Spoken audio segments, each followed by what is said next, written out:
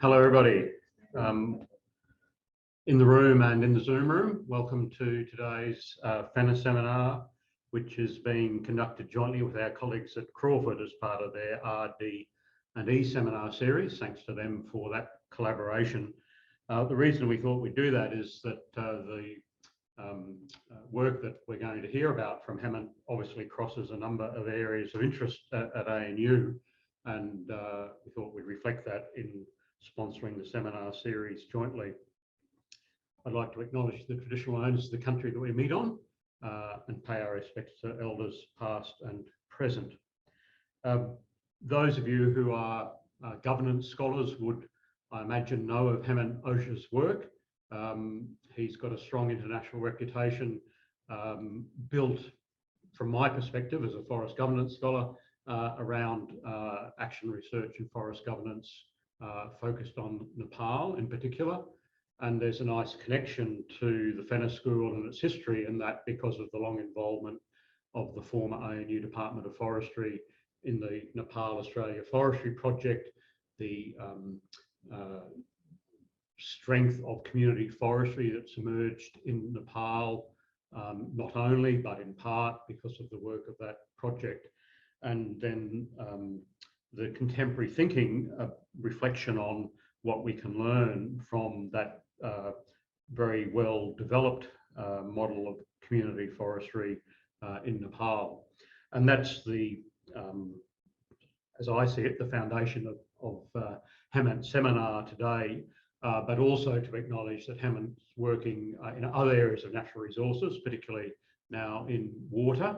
And again, for many of us in the room, the connections between learnings from forest governance, water governance, and other arenas of natural resource governance, of course, are evident and very welcome. So please join me in welcoming Dr. Hemant Oja to talk about the delocalised community and the search for new local resource governance, drawing lessons from Nepal's community forestry. Thanks, Hemant.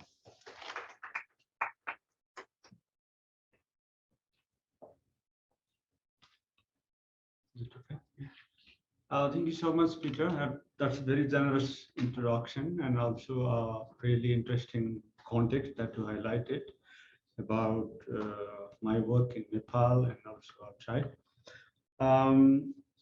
So I'm really thankful to FENA School and Crawford School for inviting me to talk about this topic, which is around a kind of core of my current work in relation to forestry, but also other resources as well. So what I will cover today is, I think, about 4 key elements.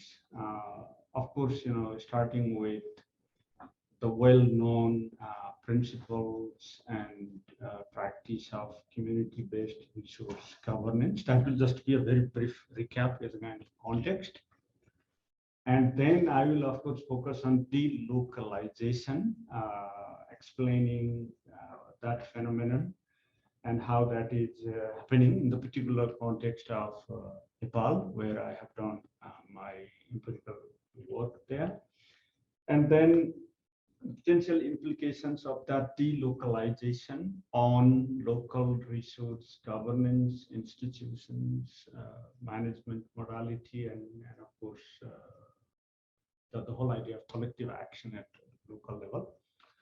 And then finally, of course, recognizing all of these delocalisation phenomena and the impact on local resource governance, how do we need to be thinking about new resource governance in terms of agency, collective action, institutions, and policy, of course.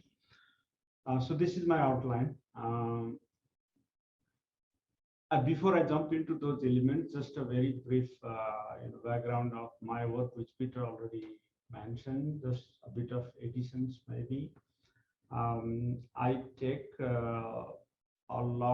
I draw a lot around critical theory, but also connect that with reflexive social science, which also includes action research and engagement in a specific policy context. And over the past several years, these work uh, have been published in different languages, but common among this approach is first, critical social science, and then secondly, action research and engagement. So this is the kind of approach I take, and this informs my presentation today as well. Okay, so the first element, we all, I think, recognize that community is a particular form of social organization, has always been important in the management of natural resource, in coping with risks, uncertainties, and it has been there for long time. And there is also a well-established theory and body of knowledge that explains why community action is important for resource governance, for sustainability, and for overall human well-being. And prominent among these, as we all know, is the work of Elinor Ostrom, who explained using economics and institutional theory and maybe also a little bit of political science, or maybe quite centrally political science, why and how community action is superior to governmental management or engaging market in the management of resources. So we have quite established body of knowledge around that, which has informed a lot of policy reform around the world, especially in the developing countries. And we have a really strong global treasure of knowledge and experience around community-based resource management.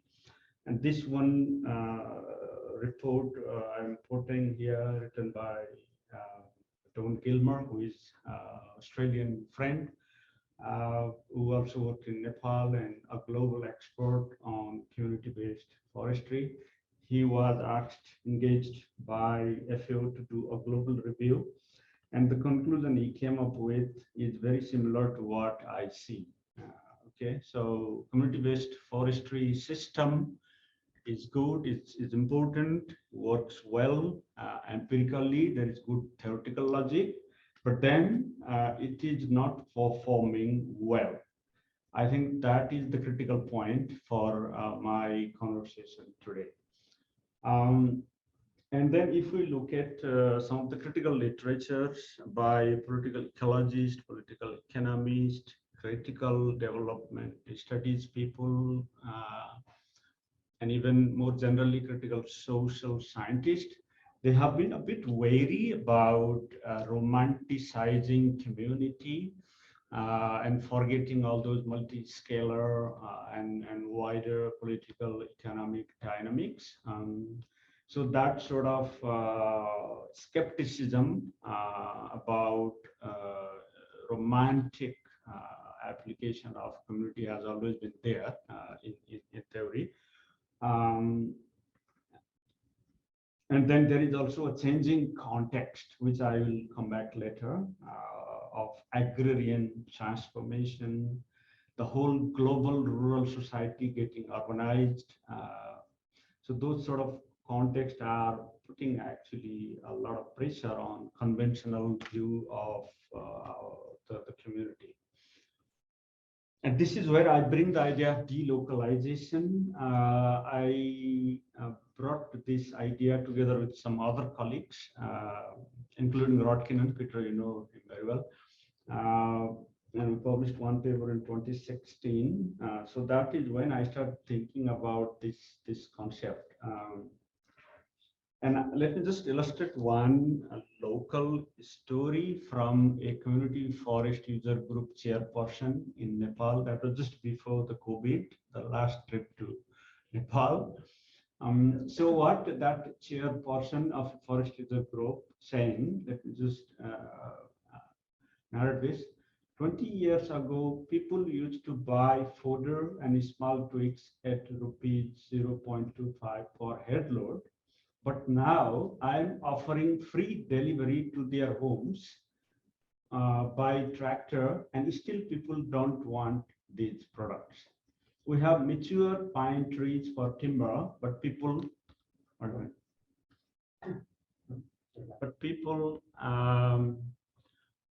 people buy more expensive salwood, which is from the Terai region, low-lying subtropical region, from the market. I'm alone to take care of this community forest now. So this was the view of the chairperson, which it is, and he is of course the only person looking after that community forest user group. So where all those active community engagement gone, around community forestry? So this is a huge question, and I will get back to this question in the subsequent part of my presentation. So first and foremost, in those days, 30 years ago, 40 years ago, forest was a huge part of livelihood in rural Nepal. But now it is a very small portion. And we have done some survey. This is just a very rough tentative, sort of graphic, but we have done some large survey around 600 households, and this confirms this observation. And there are other components of livelihood, which have emerged or become stronger in terms of their proportion, their contribution to livelihood. And like all the South Asian countries, Nepal is also a strong receiver. It receives huge amount of remittance. A lot of young people have migrated outside for work. So this is a huge change in context of livelihood. And this partly explains why that chairperson was so frustrated that people don't come to join community forestry activities. And then conceptually, what delocalization means. Let me take you to a little bit of concept as well before again coming back to the empirical analysis. I'm trying to differentiate delocalization from previous notions of the first one, place-based, highly localized, relatively autonomous, and also remote, isolated sort of community here. That was probably the stage every society passed through and passing through in different countries. And then we have Elinor Ostrom's work expanding the institutional collective action interdependency dimensions, basically explaining community, unpacking community through institutional lens, but also appreciating some of the polycentric cross-scalar context as well. But then what I am trying to put this, communicate through this additional diagram here is that the local community is delocalized. And if you take the example of Nepal, for example, one community has so-called Dalits, the untouchables, so-called, and they have their own multi-scalar association. So Dalit in one community is connected to Dalits across Nepal through National Dalit Association or whatever. So that's the political kind of delocalization. And there are economic, cultural, and migration and whole sort of dynamics are delocalizing the community. So there are multiple fronts of collective actions that are more important than perhaps around forest or water or pond or pasture. So that's a very important context. I will explain further, but conceptually, I'm trying to expand the initial Tony's view, very popular, and then Ostrom's view, also very popular, and trying to identify some of the deficiencies here and trying to bring this as an addition. So how this is happening, again, in the case of Nepal, the rural livelihood system is undergoing, as elsewhere. I think in several developing countries, this is the case. People are shifting from agriculture to non-agricultural livelihoods and economy. So this is a strong context. And then interestingly, there is another side, another kind of story as well. Whereas remote agricultural areas are being abandoned, agricultural areas around cities and towns, which are also expanding rapidly across the country, so they are under a more intensive land use, both agriculture, commercial vegetable farming, and also, all other kind of land uses, agriculture as well as other. So there are two types of agrarian transformation actually happening and leading to what I call delocalization of community action. So overall, I think there are at least 7 groups, 7 categories of factors driving this delocalization, as I said, some of them earlier. So first and foremost, reduce, in the context of community forestry, reduce dependence on of people on forest. They use LPG gas instead of fuel wood. They don't keep a lot of livestock, which may have needed more fodder from the forest. All those sort of factors we all know. And then the translocal householding. This is a major shift all across South Asia, and I guess East Asia as well. So migration, mobility, multi-local householding is one of the research that I've said. So this is there. That is also, I think, clear. And vertical community association, as I mentioned earlier, this relates to the unfolding political and democratic context where you have freedom and space to organize in whatever way you want. So all kind of local interest groups become multi-local associations. So that also creates a kind of interesting delocalization and reduce interdependence among households. Now, I don't need to depend on you for borrowing, for money or other resources, because my son will bring money from Saudi Arabia, right? So I will depend on my son in Saudi Arabia rather than you as a neighbor, right? So that sort of thing. And this challenges Ostrom's design principle. I'll get back to that as well. And then another interesting trend, as we all know, is when resource systems and ecologies become more important from climate point of view, biodiversity point of view, those global ecosystem service benefits, then we have all kind of network of people and organizations and programs coming to talk about that resource and then create economic space in Kathmandu, for example. So there is important economic space in the capital city of Kathmandu to talk about forest biodiversity in a remote district in the mountain, for example, right? So that is also delocalizing the resource systems compared to the previous system as Tony's envisioned. So this way, multiple centers of power, now local, federal, provincial, all different levels of government trying to regulate. And then finally, the international aid system in the case of Global South is still a delocalizing force.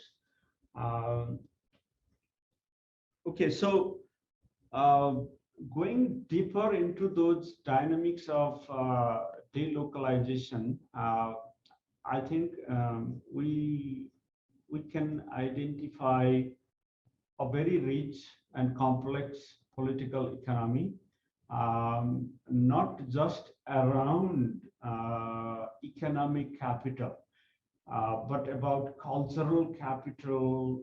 Who becomes the champion of ecosystem services and in a specific locality, for example.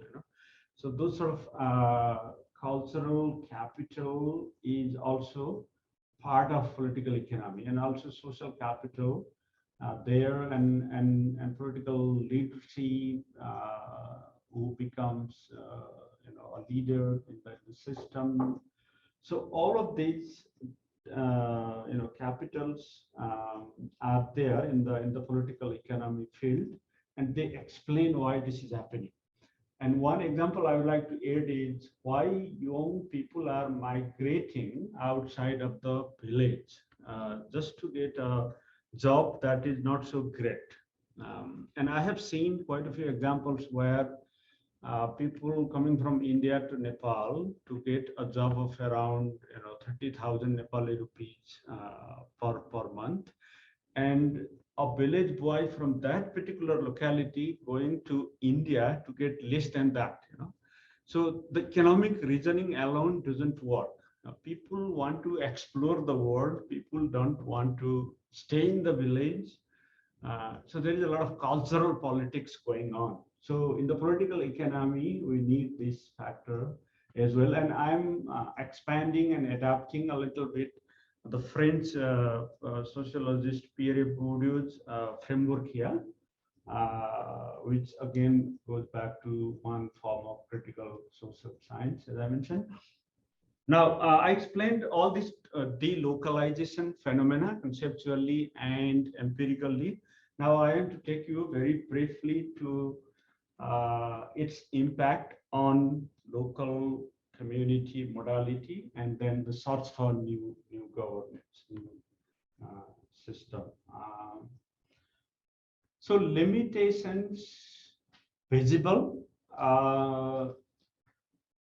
If you take the case of community forestry, it has progressed really well and looks like it has plateaued, at this point, where trees are mature, but community groups are not able to utilize it.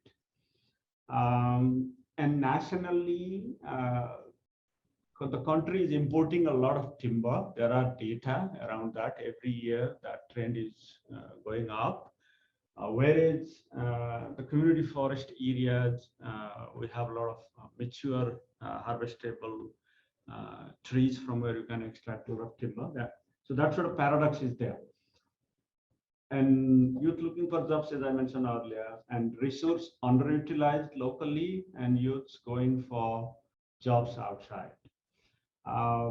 And there is market is growing for all different types of products, medicinal plants, timber, even fodder, with growing market for dairy and milk products. So there is no problem of market, but our community is not able to do a bit of entrepreneurial, work around that. Just conventional, forest management is not enough. We need that sort of entrepreneurial capability, which is not there. And a lot of regulatory restrictions as well. The government is also failing to understand the shift that is needed, the change in context, that is happening. Just conventional, okay, community forestry for forest conservation, that's it. Sort of thinking is still there.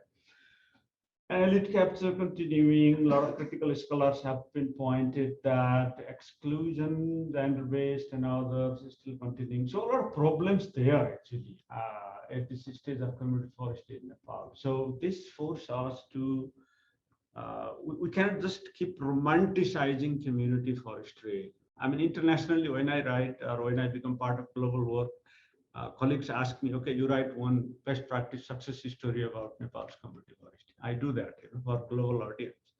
And we need to push that thing, that progressive change towards community right and devolution, decentralization in other parts of the world.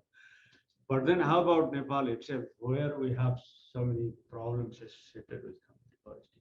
So what all this suggests is that we need to recognize this massive agrarian change and delocalization, and then look for opportunities, to redesign. And several of you in the room and in the virtual platform, you have done work in other parts of the world. And when I look at some of the literature, I find similar. issues coming up around the challenges and limitations of community-based organization, collective action. So now I move on to the final and fourth part, the search for new local resource governance in the context of such a massive change that is happening. For me, the central question is how to foster collective action within delocalized communities. We still need collective action, but not in the way it used to happen in the past or it has happened so far.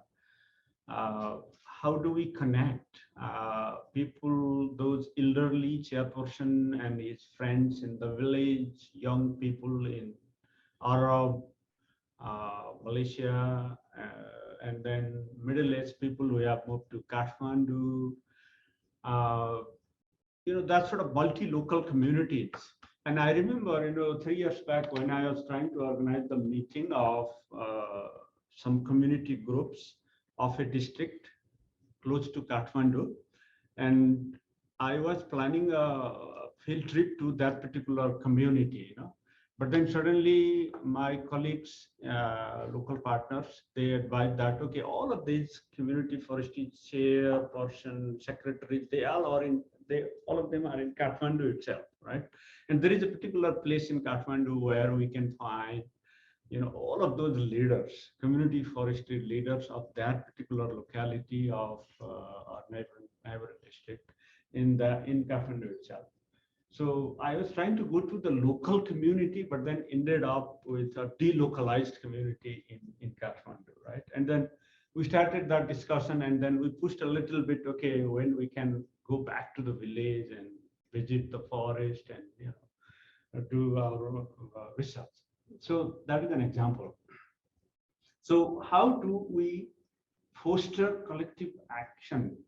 I think we still need collective action because the new solutions we need for climate change, biodiversity, and all those, we need actions locally.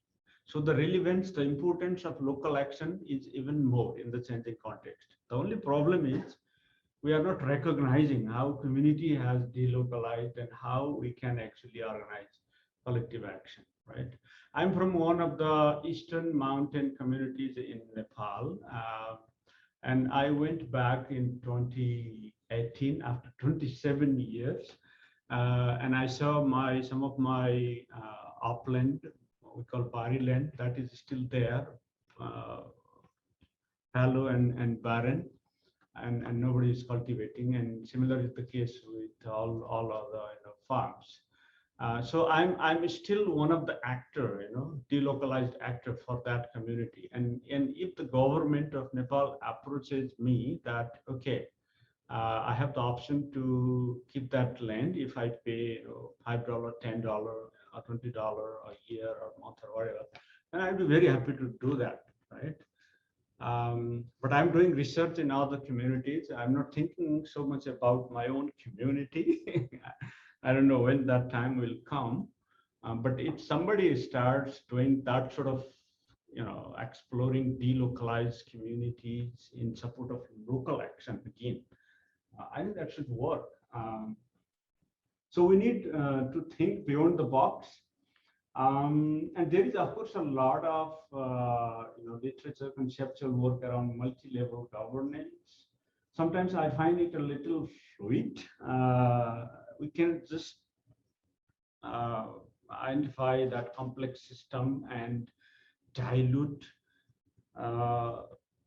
the power and the rights of local community action. So I still believe in the local and the need to empower that local community.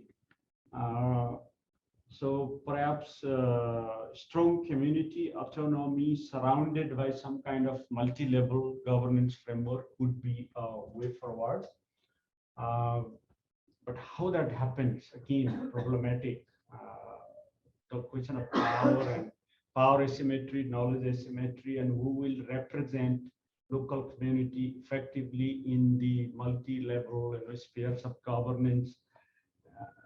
These all are challenging, and this is where we need champions, locally engaged researchers, supporting community on the one hand, and then creating more empowering deliberative space, for governing and before that, for dialogue itself.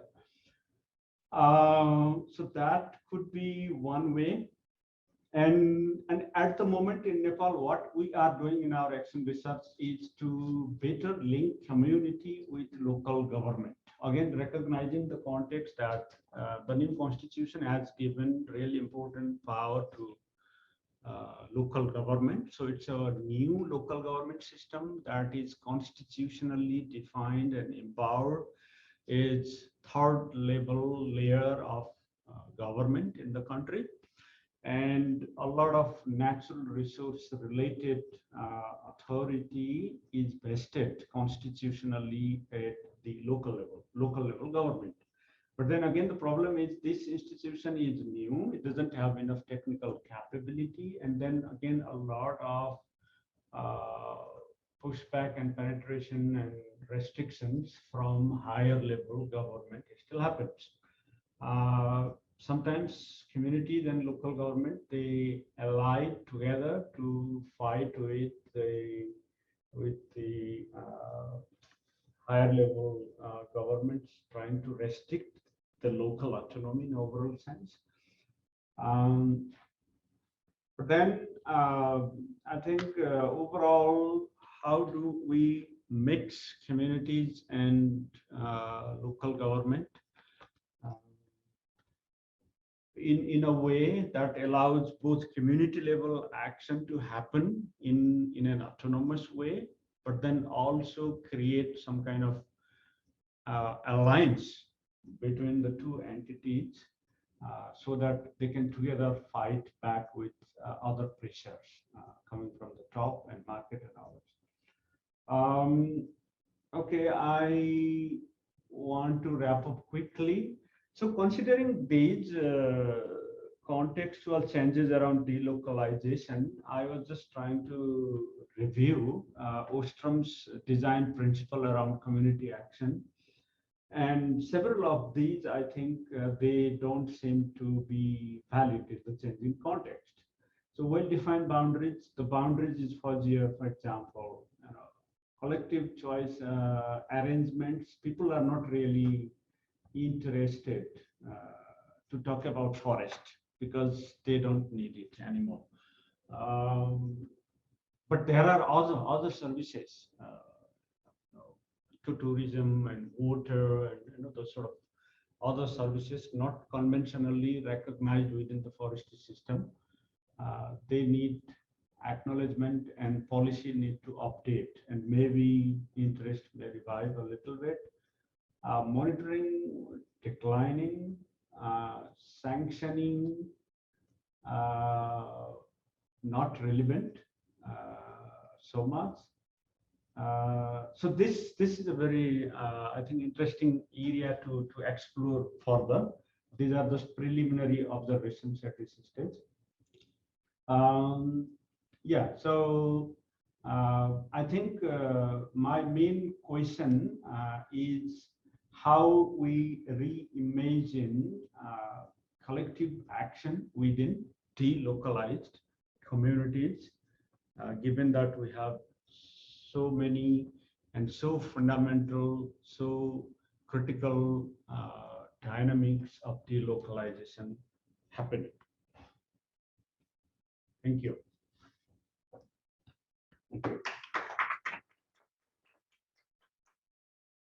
Thanks very much, Hemant. I think that's very stimulating reflections from the Nepali experience that speak to many parallel, for want of a better word, phenomena elsewhere in the global north as well as the global south. And I'm sort of prompted by your observations to think about the changes in rural Australia, the dynamics of land use and community transformation, and equally the search for more effective, community action in an Australian context, as well as other contexts that I'm familiar with in Southeast Asia. And as you noted, these phenomena are observed, much more widely. So I'd like to open the floor up for discussion. Pete, how do we engage with the people online? I'm sorry for so I've got some online questions and I can just read those out and I can head around to the audience. So we might start in the room first. Sure. Hemant, over to you. Yeah. Thank you. Okay, thanks, Hemant. Yeah, you hit on some really interesting things that are happening in the forests in Nepal and more generally in Asia. I think that observation of the delocalized community is obviously happening all over the place, where people are engaging in labor, non-local labor migration, and then sending money back to households in their sending communities, and that money is being used in different ways. Sort of the delocalization of immediate actors involved in community forestry. At the same time, forests themselves are becoming a bit less commercially important in many countries as they sort of move into middle income status, I suppose. So maybe the political economy of struggles around those sort of small forests are becoming less important. People can make their livelihoods elsewhere.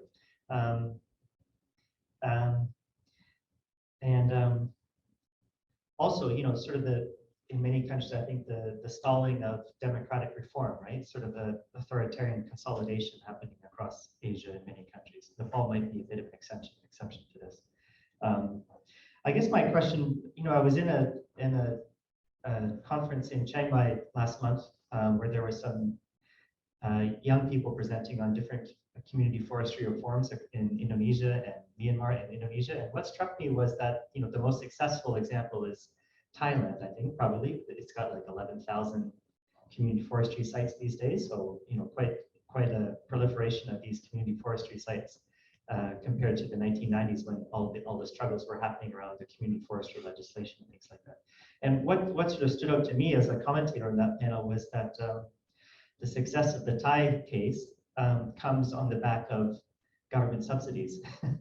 The Thai government now provides direct financial support to communities to create these community forests, to hire people to help manage it and organize it and everything like that. So I was wondering if you could sort of maybe comment on the role that government subsidies might play in sort of reinvigorating or supporting community forestry in the midst of all these changes that are happening that you very well described.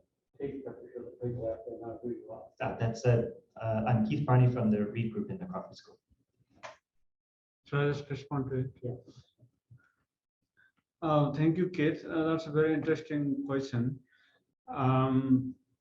This delocalization is happening everywhere and relevant to other countries as well. So that's a good observation. I agree with that. With regard to your question on whether government subsidies could work, at least in the case of Nepal, the problem is communities don't have capability within themselves to market the timber and other commercial resource from which they can generate income and money. And then secondly, the government also thinks that community forestry's original intent and purpose is to ensure subsistence level resource management. So they should not be actively encouraged to market the product, right? So there is no scarcity of resource. Resource is there. And in the two project districts supported by ACR at the moment that we are working on, there is huge potential of pine timber to be marketed. And at pilot scale, we supported 2-3 user groups to actively harvest those timber and within 1 year they earned about 50 to 60,000 US dollar equivalent Nepali rupees each group, right? And at the pilot scale, government also allowed because our project supported, and we prepared the forest management plan and conducted inventory and calculated sustainability and those sort of things that government wanted within sustainable forest management. So all that happened, groups sold the timber, they got the money, and the problem began around how they are going to use the money. So new conflict within the community, and government basically, sorry, the community basically was not able to self-organize around that 50,000 US dollar. It was very effective in self-organizing when it came to fodder management, grazing management, even plantation, where it did not involve a lot of money or formal bank transaction and those sort of auditing things, right? But then when you have that money, the group did not have the capability, new problems came. And then our team in the project, we stopped that thing immediately. Okay, we need to build the institutional capability of group first and only then proceed with marketing, right? So what government could better do in those cases where you have resource valued in the market, where you can convert resource into money from the market, is to support community to market, first thing, and then secondly, to support communities' capability building. But again, if you get the government to build the capability of communities, then you will have other problems as well, right? So who is going to do that is also a huge problem. So government subsidy is not needed actually in Nepal. First, you use whatever you have, allow that resource to be used optimally, close to optimally, and then only see what. And forest user groups, they have on quite a huge income and conducted and funded. Forest user groups are actually the funder, local development funder. They fund schools, hospitals, roads, everything. So user groups, they don't have money problem. The problem is to be able to effectively market the resource in a sustainable way. Any questions online? Yeah, we've got 5 questions online, but I might go. There's one that kind of links into that. It's from David Shearer. Thanks for an interesting presentation. You have identified limitations and to promote local collective action with suitable connection to local government. What is the role of national government policy setting to promote and support new local resource governance? Right, that's an important question. The role of national government is there, primarily in terms of providing and enabling a space, for example, marketing of surplus products, and setting standards, for how forest could be harvested, marketed, those sort of things. But in terms of actual doing the management and marketing, I think local government can better work in a collaborative way with the communities.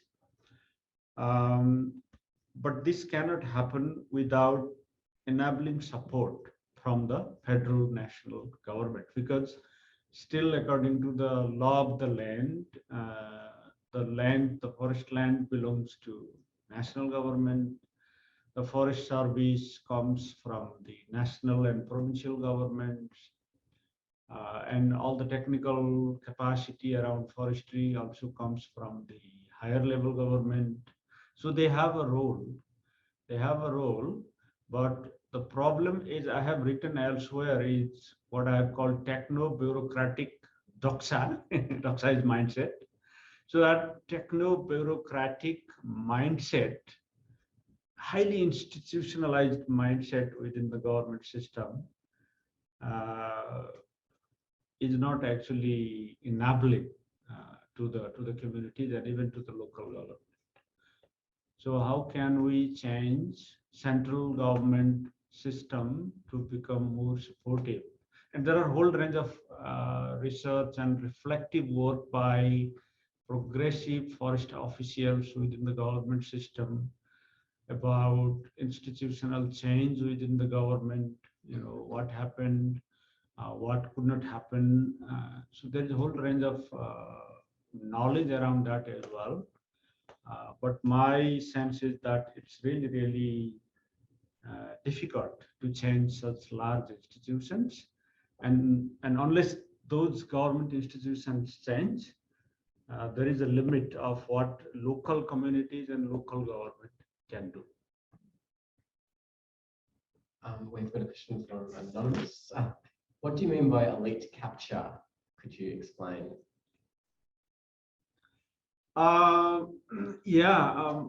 Elite is again a multi-dimensional concept, and it depends on context. So you have elite in the local community, which is high caste people, educated people, economically powerful people, politically connected people, right? So, and they see community forest user group as an important platform to join a chairperson of the group or executive committee member, right? So this is one. But then another important thing that is emerging is the elite is not just located within the local community. They are multi-local, multi-institutional as well. So what I'm saying here is the leader of the local community with all those attributes forms an alliance with particular government people, and that alliance gets extended to particular market players. So that sort of access is emerging, especially when you have marketable products, resources, around. So we have a lot of what people call timber mafia and all those. They are all part of the elite nexus, but then they emerge, I think, in part because there is no formal space. There is no formal and regulated space for loggers, timber entrepreneurs. They are always treated as destroyers of forest from conservation-centric lens. And that is why this kind of elite groups nexus emerge. So not just at the local level, they are also delocalized. They also exist at multiple levels in the restrictive formal policy domain. Fantastic. Okay, there's we've got a question in the room, and then we've got another 3 questions online. Thank you, Hemanji. That was a really stimulating conversation and presentation. My question is, how do you see technology playing a role in enabling collective action that's more transparent, inclusive, especially in a delocalized community context where actors are in various places, various contexts, and bringing them together in a single platform can be challenging. And are there examples of that happening in Nepal context or elsewhere that you've seen? Or have you seen an example where technology has actually created a barrier in doing that successfully? Okay. Yeah, technology and scientific methods included within that, I guess, they are important part of the debate. In 2000, I remember government introduced some policy instrument around more scientific forest management within the community forestry system as well. And that was in itself not a bad idea to have more rigorous scientific approach to measuring and managing forest. But then that was simultaneously a political act as well, because that empowered particular groups of people and disempowered others, right? So that policy instrument to mandate scientific forest management techniques and technologies further reinforced techno-bureaucratic control within the community forestry system. Forest user groups had to invest extra amount of money to hire forest technicians, and not from the market, but from the government itself. So it was a little bit of clearly a bit of contradictory thing as well. So technology is highly politicized in that sense, and was not in favor of the poor and marginalized, people's managing forest resources. And we argued that when you don't need to market timber outside, why do you need so sophisticated scientific forest inventory system, right? Because people had been managing prior to community forestry without any scientific method in their own indigenous traditional way, and that was more or less sustainable, right? So why do you need to introduce that scientific instrument which actually further disadvantage people, right? So this is a political thing, and because of the underlying power play that certain groups in the community forestry system, they wanted to introduce that and benefit from it. So that is one aspect, but then the other one is there is of course value of technology. For example, small sawmilling technology, transport technology in the hills, that can support the user groups, the members of the group, the farmers, the small tree growers. If you can bring that kind of technology and ensure that those people have access, then that will have positive and empowering effect as well. But that sort of thing hasn't happened yet, right? The only former type of technological application has happened with political implications of the kind I mentioned earlier. So we've only got time for one more question. So I'm going to grab these other questions and forward them on so we can reply via email afterwards, because we'll have to head off shortly. So we're going to go to this one from, let me see. I wanted to ask the question, if the delocalisation trend observed is permanent. I'm asking because during the financial crisis, 2007, 2008, and more recently with COVID, we saw an influx of workers who had left their villages to work in cities to go back to their local communities. Some don't go back. Could this be seen as localisation? I would love to hear some reflections on this. Yeah, obviously it is not a linear phenomena. There is always back and forth, and this COVID crisis has triggered reverse migration as well.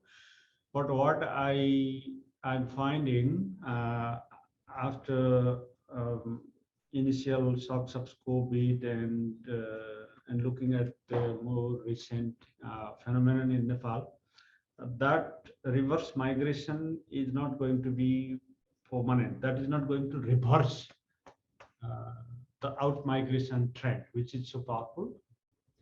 But then there may still be a small counter trend, counter current of people trying to move to villages and rural areas and localities and value that. And that is why I call this phenomenon glocalisation. And people have termed this already, and I like this term. It's glocalisation. It's not just one-way globalization. It is not just localization. It is two-way process, reinforcing both directions of change. So yeah, that happens, but so far that's not so significant to rethink the kind of proposition I have presented here.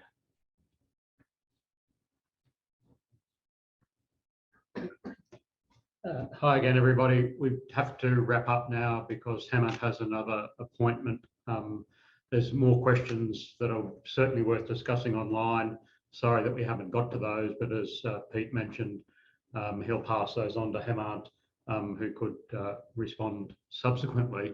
Hemant, I'm sure you can see from the questions, both the ones we've been able to respond to and those that are yet to come, that there's a lot of interest in your reflections on this topic area, and I think as the questions illustrate, as you observed in your presentation, it's a phenomenon that's expressed in a particular way in Nepal, with particular dimensions that reflect the history there and the status of community forestry and of political change in Nepal, but it's also manifest in many other contexts. And so we look forward to your continuing reflection on these topics and to learning from the experience of that intensive research in which you and others are engaged in Nepal. So thank you very much. Please join me in the room and around Zoom room to thank Hemant. Before I wrap up, let me say I didn't introduce myself at the start. Peter Konoski, Professor of Forestry here. Next week's FENA seminar, same time, same place, I'll be talking about the future of forestry, which is a nice follow-on from what Hemant's been talking about. So Hemant, thank you very much. Thank you so much. Yeah. Ciao.